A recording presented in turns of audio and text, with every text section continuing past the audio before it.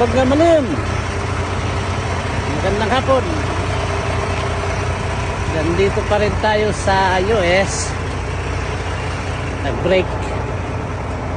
Malapit na ako sa border ng Canada. Pauwi tayo ngayon. Ito, Riz area. Yan. Pero ako lang yung nakaparada. Yan.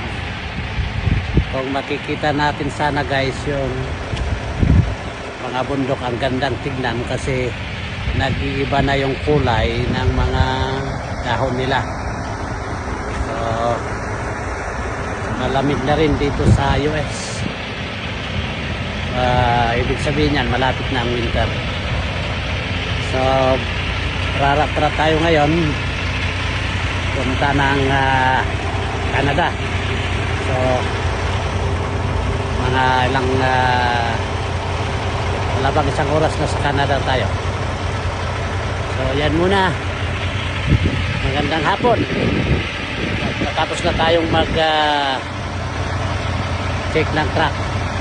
Ayun bang malam kin magandang hapon.